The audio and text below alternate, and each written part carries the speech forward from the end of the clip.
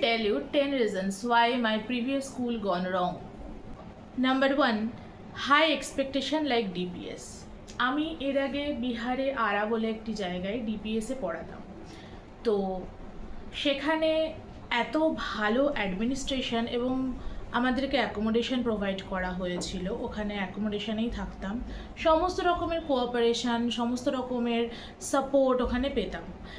এখানে স্কুলটা ভীষণই ভালো, বাট এখানে কোনো রকম অ্যাকোমোডেশনের জায়গা নেই। দ্যাট ইজ ওকে, কারণ আমি বিয়ে করে এসেছি, আমি আমার হাজব্যান্ডের সাথে ফ্ল্যাটেই থাকবো। বাট দ্য থিং ইজ, ওই আমার লেভেলটা, এক্সপেকটেশনের লেভেলটা ওইভাবে সেট করা ছিল যে অ্যাডমিনিস্ট্রেশন এতটা ভালো এবং এতটা হেল্পফুল, কোঅপারেটিভ হতে পারে, যেটা আমি এখানে এসে বিভিন্ন কারণে বিভিন্ন জায়গাতে হ্যাজার্ড ফিল করেছি, ডিফিকাল্টি ফিল করেছি। That is the first reason. Second one হচ্ছে নতুন সংসার উইদাউট মেড। আমি বিয়ে করে এখানে আসার পরে আমার একটা স্বপ্ন ছিল যে আমি খুবই সুন্দর করে সংসারটা করব, নিজে হাতে করব, একা করব, এবং স্কুল যেহেতু 2-2:30-এর মধ্যে হয়ে যায়, আমি এসে নিজের হাতে নিজের সংসারটাকে সাজাবো, গোছাবো, পরিষ্কার পরিচ্ছন্ন রাখবো, করব। এই যে নিজের প্রতি এক্সপেকটেশনটা আমার ছিল, সেই সময়ে সেটার জন্য আমি রেডি ছিলাম না। সেটা আমি বুঝতে পারিনি যে এতগুলো স্ট্রেস একসাথে অল অফ আ সাডেন আমি নিতে পারবো না, কারণ স্কুল এবং বাড়ি দুটো সামলানো was too much difficult for me at that time. তার কারণ হচ্ছে সংসারটা আমার নতুন ছিল। হয়তো এখন যদি আমার মেড না থাকে বা আমার মাথায় নেটের প্রিপারেশন নিতে হবে এই স্ট্রেসটা না থাকে, তাহলে আমি অনেক সহজে এখন এই সময় দাঁড়িয়ে করতে পারি, ম্যানেজ করতে পারি।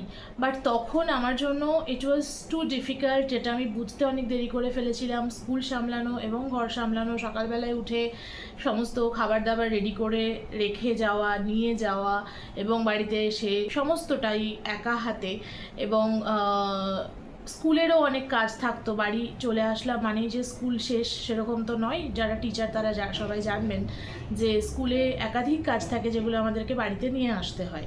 তো সেখানে আমার একটা ভুল হয়েছিল, সেটা একটা reason. Third reason, I could not understand the rat race. আমার এই কথাগুলো বলতে গেলে বারবারই ডিপিএসের কথাই ঘুরে ফিরে আসে। I miss my DPS so much. Actually ডিপিএসে বা তার আগেও যখন আমি ইউপিতে, জয়পুরিয়াতে ছিলাম, ওখানে এত সুন্দরভাবে সবার সাথে একটা বন্ধুত্বপূর্ণ সম্পর্ক তৈরি হয়ে যেত, যেটা কিনা কাজের ক্ষেত্রে সেটা খুবই ইজি হতো। হয়তো এটা আমরা সেম অ্যাকোমোডেশনে থাকতাম, সব টিচার একসাথে থাকতাম, সেই জন্য সম্ভব হতো। বাট এখানে যেহেতু সেম অ্যাকোমোডেশনে থাকা নয়, যে যা নিজের ফ্যামিলি থেকেই আসছে প্রতিদিন, সেই জন্য হয়তো সেই বন্ডিংটা তৈরি হয় না, maybe. But that was a reason যে আমি ওই র্যাট রেসটা বুঝতে পারিনি, ওই কম্পিটিশানটা আমি নিতে পারিনি, এবং আমার বুঝতে বুঝতে অনেক দেরি হয়ে গেছিলো কিভাবে এইগুলোর সাথে ডিল করতে হবে এবং আমাকে কিভাবে নিজেকে প্রেজেন্ট করতে হবে, আমি সেটাও বুঝিনি। I was so honest, so brutally honest, and আমি আমার কাজটা করব, ভালো করে করব, আমি ভালো করে পড়াবো, সেটাই আমি করতে গেছি, এই চিন্তাভাবনা নিয়ে গেছিলাম। But there are so many other things যেগুলোর ওপরেও আমার একটুখানি হোমওয়ার্ক করে যাওয়া উচিত ছিল, যেটা আমি প্রথমে বুঝতে পারিনি। তো সেটা আর একটা ডিফিকাল্টি আমি ফেস করেছি ওই স্কুলে। Now coming to fourth reason, excess paper work unlike DPS. এত বেশি পেপার ওয়ার্ক ওই স্কুলটাতে আমি পেয়েছিলাম, সবই প্রয়োজনীয়, সবই বুঝছি, but I was not accustom to do so much paper work. Like for everything we had a register, a single register, we had to maintain 5 to 6 copies. পড়ানো ছাড়াও আমাদেরকে সমস্ত রকমের রেজিস্টার মেনটেন করতে হতো। তো সেইটা আমার জন্য, কারণ ডিপিএস বা জয়পুরিয়াতে সবটাই অ্যাপে ছিল, তো আমি সেগুলোতে অভ্যস্ত ছিলাম। এখানে পুরো রীতিমতো খাতা মেনটেন করা, সেখানে মার্জিন দেওয়া, সেখানে মলাট লাগানো, সেটাও আমার জন্য কমপ্লিটলি নিউ ছিল, যেটা কিনা আমি কোপ আপ করতে অনেক সময় নিয়ে ফেলেছিলাম। প্রচুর কাটাকাটি করা বা প্রবলেমেটিক সিচুয়েশনের মধ্যে পড়েছিলাম, প্রবলেম ফেস করেছি, খাতা চেঞ্জ করতে হয়েছে, রেজিস্টার চেঞ্জ করতে হয়েছে, অ্যাবস্ট্রাক্ট বের করা, এই যাতেও আমি প্রথমে বুঝতে পারিনি, because it was different from any other schools wherever I worked. তো সেটাও আর একটা সমস্যা ছিল। 5 নম্বর রিজন হচ্ছে স্টুডেন্টস ফ্রম ডিফারেন্ট এক্সপেকটেশন। এখানকার স্টুডেন্টরা একটু অন্যরকম। কীরকম আমি জানি না, বাচ্চারা সবাই ভালো, সমস্ত বাচ্চাই ভীষণ ট্যালেন্টেড, এবং তাদেরকে আমাদেরই কাজ নিজে হাতে গড়ে পিটে মানুষ করা, তাদের ক্যারেক্টার বিল্ড আপ করা। বাট এখানকার বাচ্চা যেরকম অ্যাম্বিয়েন্স থেকে আসে, বা ওরা যে এক্সপেকটেশন নিয়ে আসে, বা প্যারেন্টসরা যে এক্সপেকটেশন নিয়ে আসে, সেইটা আমার বুঝে উঠতে অনেকটা বেশি সময় লেগে গেছিলো। কারণ আমি যেখানে যেখানে কাজ করে এসেছি সেখানকার প্যারেন্টস আর এখানকার প্যারেন্টসের এক্সপেকটেশনের মধ্যে পার্থক্য আছে। তো আমার সেই বাচ্চাদের সাথে কানেক্ট করতে সমস্যা হতো, আমার ল্যাঙ্গুয়েজ ইস্যু হতো। এখানে বেশিরভাগ বাচ্চা কাচ্চাই either Gujarati or Marathi background থেকে বিলং করে। তো আমার হিন্দিটা যেহেতু খুব একটা ভালো আমি বলতে পারি না, তো সেখানেও ওদের মধ্যে নেগেটিভ ইম্প্যাক্ট হয়তো পড়েছিল। এবং ইংলিশেও আমি পুরোপুরি ক্লাস কন্টিনিউ করতে পারি না, ক্লাস শুড বি বিলিঙ্গুয়াল। আর ইংরেজিতে পুরোটা বললেও সবাই যে বুঝবে, সবার নেওয়ার ক্যাপাসিটি তো এক নয়। তো সেখানে ল্যাঙ্গুয়েজ বেরিয়ারও একটা তৈরি হয়েছিল, এবং কালচারাল ডিফারেন্সও ছিল। তো at first they were not ready to accept me, যেটা আমার নিজেরও খুব খারাপ লাগতো, এবং যেটা আমাকে ভীষণই ডিপ্রেসড করে দিয়েছিল যে আমি বাচ্চাদেরকে এত ভালোবাসি, আমার পড়ানো প্রফেশনটা এত ভালো লাগে, এইভাবে যদি এগোই তাহলে আমি কি করব পরবর্তীকালে। সিক্সথ রিজন হচ্ছে colleagues from completely different background and mindset. আমি যে কলিগদেরকে এখানে পেয়েছি, আমি আগের কথা একটু বলি, আবার সেই ডিপিএস বা জয়পুরিয়াতে আমি সমবয়স্ক সমমনস্ক প্রচুর কলিগস পেতাম, যাদের সাথে বন্ধুত্বপূর্ণ সম্পর্ক তৈরি হতে খুবই তাড়াতাড়ি হয়ে যেত সেটা। বাট এখানে সবাই আমার থেকে বয়সে, বেশিরভাগই আমার থেকে বয়সে বড়, এবং they have a complete family, they have a complete set up. তাদের কোনো রকম জীবনের সমস্যা বা অ্যাজ সাচ ফিল করিনি যে এইরকম ডিফিকাল্টি টাইম ম্যানেজমেন্ট করতে কারো কোনো সমস্যা আছে। সবাই ভীষণ প্রো, এবং তারা সম্পূর্ণ অন্যরকম মাইন্ডসেট থেকে বিলং করে, যাদের সাথে আমি দুটো মনের কথা ইন দ্য সেন্স যে কোনো কিছু নিয়ে কোনো ওপিনিয়ন শেয়ার করতে না পারি কাজের জায়গায়, সেখানে কাজ করে অফকোর্স সবারই প্রবলেম হবে, আমিও সেটা ফেস করেছি।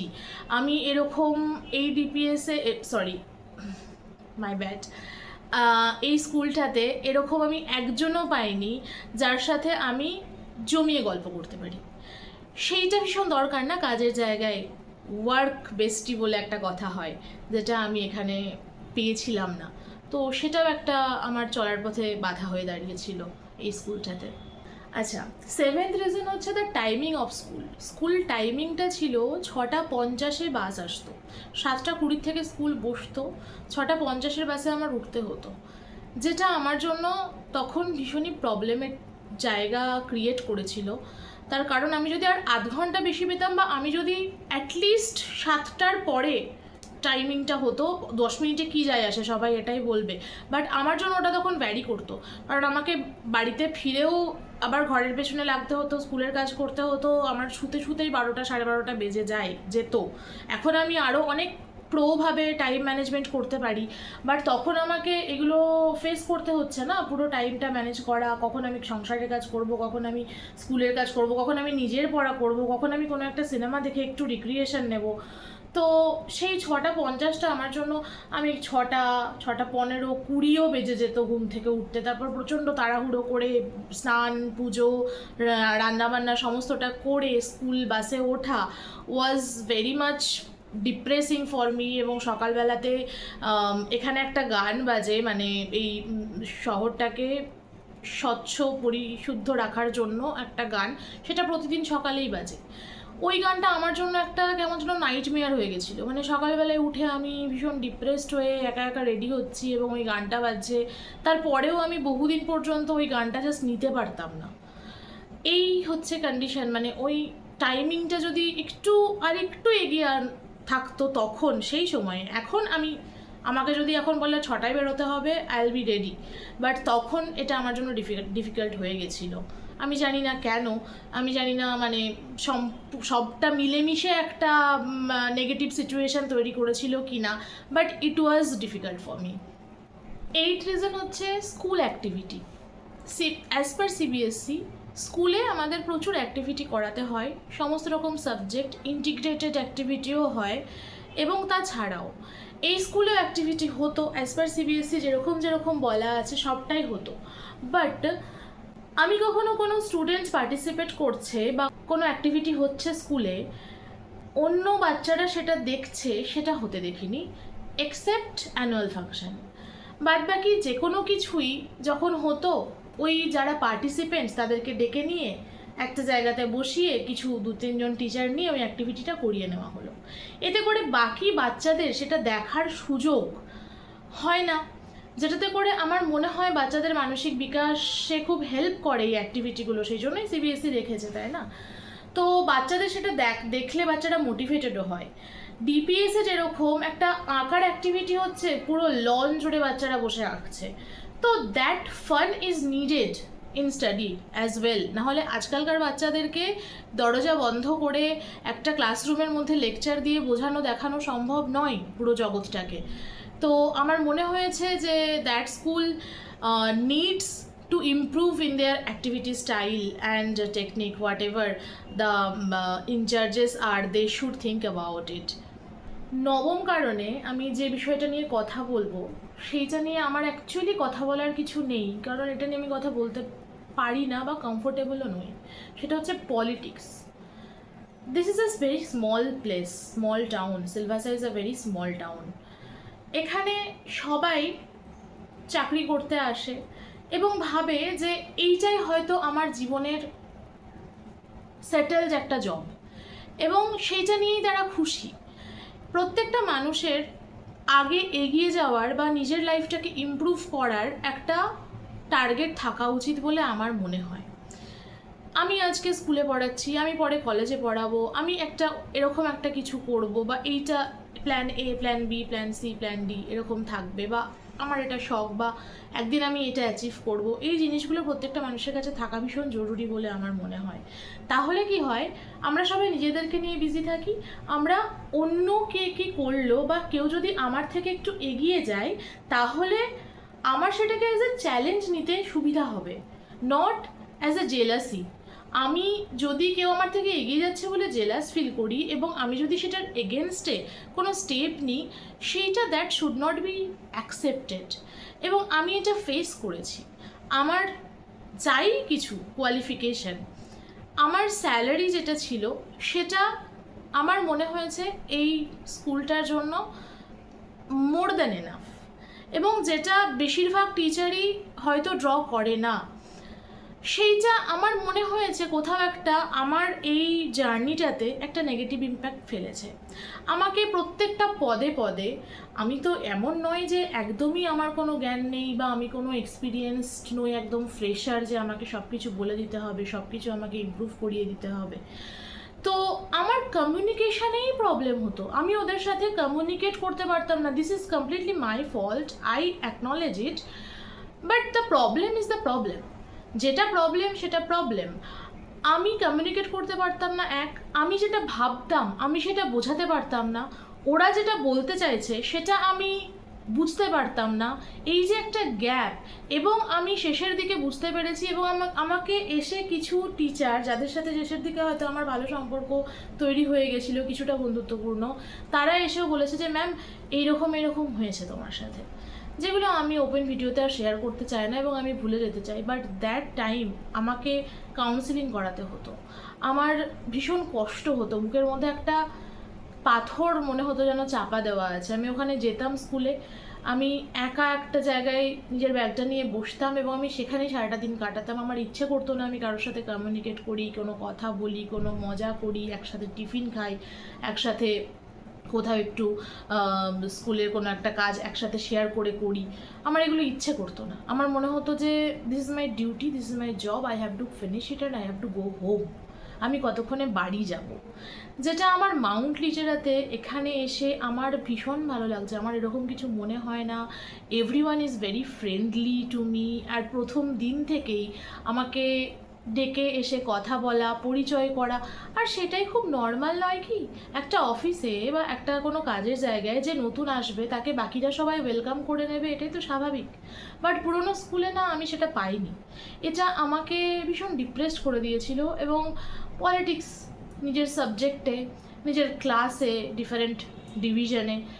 এই যে এইগুলো আমি ঠিক বুঝি না, কারণ এগুলোর সাথে আমি কোনোদিনও এর আগে পরিচয় হয়নি আমার।